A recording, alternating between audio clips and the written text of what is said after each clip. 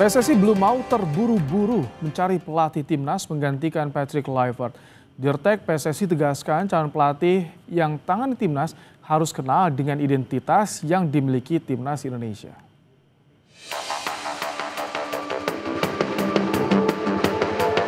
PSSI bersikukuh tidak mau tergesa-gesa dalam menunjuk pelatih timnas Indonesia usai memecat Patrick Kluivert. Kendati dihadapkan pada agenda FIFA Matchday November mendatang, Ketua Umum PSSI menegaskan yang terpenting adalah melaksanakan blueprint yang sudah direncanakan. Lolos Piala Dunia 2034. Merespon soal target mencapai ranking 100 dunia, Erik bilang itu menjadi bagian yang harus dipersiapkan di tahun 2026. Blueprint PSSI itu tidak berubah. Kita maunya 2034 karena kenapa? Ada pembinaan dan juga ada pemain-pemain terbaik yang di luar negeri kita akan coba konsolidasikan. Kita nggak terburu-buru menunjuk kepelatihan. Tadi saya sudah sampaikan bahwa kita prioritaskan buat FIFA Matchday ini, ya kita ada ranking 100 target. Nanti kita bedah, Maret tahun depan kita mesti apa, Juni mesti apa, September mesti apa, Oktober, November kalau tidak salah tahun depan itu FIFA Matchday-nya nempel. Jadi lebih lama, mungkin bisa 15-20 hari kalau tidak salah. Nah kita mesti bikin planning untuk tadi bagaimana kita menuju 100. Bisa nggak dengan pertandingan-pertandingan besar itu? Mencari pelatih baru dengan torehan prestasi yang sudah dicapai ST dan Kluivert menjadi tantangan tersendiri bagi PSSI. Standar tinggi kualitas pelatih di tengah materi pemain yang mumpuni menjadi harga mati. Direktur Teknik PSSI Alexander Zwiers bilang, dalam jangka pendek karena ada persiapan Piala AFF 2026, maka calon pelatih timnas harus memiliki rekam jejak yang bagus, serta komunikasi yang baik, mampu terhubung dengan komunitas, fans, dan karakter timnas Indonesia. But also at the short term, we have the AFC Cup, so it need to be also a coach who has a proven track record to perform well on the short term, but also a head coach who can connect with the community, who can connect with the fans, with the identity where we are standing for. So there are some basic pillars where we are working on, but we are still in depth about the KPIs exactly. Analis sepak bola Wesley Hutagalung mengingatkan PSSI untuk menegaskan kembali konsep sepak bola Indonesia. Wesley bilang, yang saat ini dibutuhkan adalah konsep mengenal filosofi sepak bola Indonesia dengan sistem yang berkelanjutan. Yang kita butuhkan adalah konsep mengenal sepak bola kita, dan itu diturunkan dari direktur teknik mengenal sepak bola kita, karakter seperti apa. Nah, kalau pemain timnas kita memang banyaknya dari Eropa sana, dari diaspora, apakah itu menjadi kerangka untuk program jangka panjang? Mari dibahas. Apakah itu program jangka pendek yang kemudian untuk menarik perhatian supaya sepak bola kita bergulir, supaya sepak bola kita berkembang, karena ini jangka pendek ya. Jangan sampai program diaspora ini jangka pendek yang menjadi jangka panjang. Sepak bola bagi Indonesia bukan hanya cabang olahraga semata. Lebih dari itu, sepak bola sudah menjadi bagian dari semangat, cinta, dan persatuan.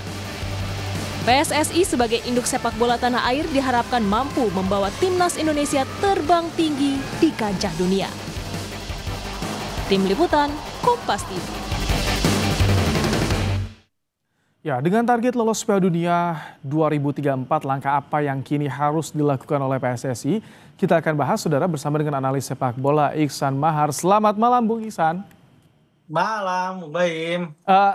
Kita ingat ketika pecat Kluivert di media sosialnya, Ketua Umum PSSI Erick Thohir bilang target lolos Piala Dunia 2030, tapi di blueprint kemarin di preskon bilang 2034. Nah, ketika ada perbedaan ini, apa yang bisa Anda cermati, Bung Iksan? Berarti ini tidak ada akselerasi yang kita harapkan sebenarnya sejak Pak Erick Thohir terpilih sebagai Ketua Umum PSSI pada awal 2023 kemarin. Kita tahu bahwa banyak program yang dicanangkan oleh Pak Erick untuk mempercepat terutama capaian prestasi kita. 2034 itu blueprint yang sama disusun oleh Pak Edi Rahmayadi pada 2016 lalu. Jadi saat itu tidak ada program naturalisasi yang dijalankan. Tentu ini jadi hal yang bertolak belakang dengan apa yang telah dilakukan PSSI sejak 2022 lalu ketika ada naturalisasi dimulai, dan itu sebenarnya programnya untuk mempercepat, tidak perlu menunggu sampai 2034. Tapi ketika kemarin Pak Erick menyebut kembali kepada blueprint awal 2034, tentu ini adalah suatu hal yang menurut saya suatu hal yang bertolak belakang. Tentu ini akan merusak banyak hal, terutama dalam sistem pembinaan sepak bola nasional. Karena kita tahu 2034 itu 2016 lalu dicanangkan Pak Edi dengan dibantu sekjen saat itu sekarang Wakil Ketua Umum Mbak Ratu Tisa, itu memang programnya pembinaan yang diutamakan, tidak ada program naturalisasi. Berbeda dengan sekarang, justru ketika kita sudah sangat gencar naturalisasi, bahkan timnas mayoritas kita punya 19 pemain yang rutin bermain sebagai pemain timnas, sebagai pemain diaspora, tapi nyatanya kita tetap harus menunggu sampai 2034. Tentu ini adalah suatu kemunduran yang dicanangkan oleh Pak Erick Thohir. Oke, Ihsan, tapi kalau misalkan targetnya betul di blueprint 2034, kemudian juga ada ranking 100 dunia yang mesti dikejar. Apa yang harus dilakukan sekarang yang disiapkan oleh PSSI untuk mencapai itu, Ihsan? Banyak hal sebenarnya yang bisa, seperti kita sudah tahu, kita sudah punya banyak pemain naturalisasi. Tentu itu dari segi kualitas sebenarnya sudah tidak realistis jika kita menyebut bahwa kita tim berada di peringkat 119. Benar, kita ada di peringkat 119 dalam ranking FIFA, tapi dalam susunan skuad sekarang kita sebenarnya sudah layak di atas 90 besar. Jadi ini yang harus dipatenkan oleh PSSI, oleh federasi, bahwa mereka punya skuad yang sebenarnya ada di level bisa dikatakan belum di level terbaik Asia, tapi ada di level tier kedua yang langsung ada di bawah Jepang dan Korea Selatan. Jadi dengan paradigma itu harusnya PSSI sudah tidak lagi membicarakan bahwa target Piala Dunia 2034, maksud saya. Sebaiknya sudah dicanangkan 2030, bahkan di Piala Asia 2027 nanti tidak lagi hanya sebagai pengembira, tapi sebagai kita punya target besar untuk lolos setidaknya sampai perempat final, bahkan ke semifinal. Jadi dengan ada sekarang, tentu selain kita tetap menjaga pemain-pemain diaspora ini, tentu sekarang harus dicari dulu siapa pelatih timnas yang punya visi menengah dan juga jangka panjang, plus juga kita harus perbaiki pembinaan agar akar dari dan dasar fondasi timnas kita adalah pemain-pemain yang punya jam terbang baik sejak usia muda dan juga punya jam terbang yang cukup juga ketika bermain di level senior, terutama di Liga Super saat ini. Oke, Ihsan, tadi Anda bilang ketika ini pemain-pemain kita harus dijaga, tapi kalau misalkan untuk mencari pelatih aja tidak ingin terburu-buru, sekarang bukan fokus untuk mencari pelatih nampaknya ya. Jadi bagaimana untuk bisa menjaga bonding dengan para pemain timnas kita tentunya? Ini kan yang penting untuk bisa menjaga asa ke ranking 100 dunia tadi.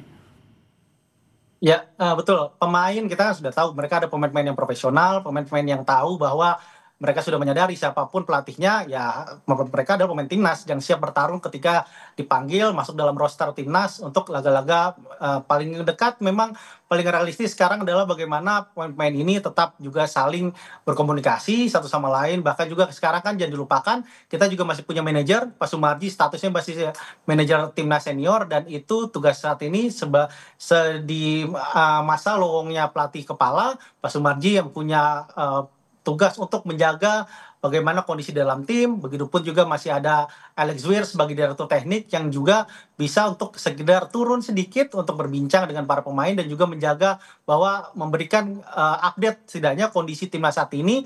Oke, di bulan November ini belum ada pelatih kepala, tapi timnas harus punya pelatih kepala menurut saya maksimal pada Januari nanti, sehingga pelatih kepala baru nanti punya waktu setidaknya 2 bulan untuk mengamati pemain di Liga Super, mengamati pemain-pemain yang di Eropa, untuk menyusun tim yang setidaknya menjadi kerangka dia untuk memulai di FIFA Matchday Maret nanti, dan untuk mempersiapkan tim di Piala Asia awal tahun depan, dan juga untuk pra Piala Dunia 2030 yang akan dimulai pada Oktober 2027. Baik, terima kasih Ihsan Bahar untuk ulasannya di program Kompas Malam hari ini.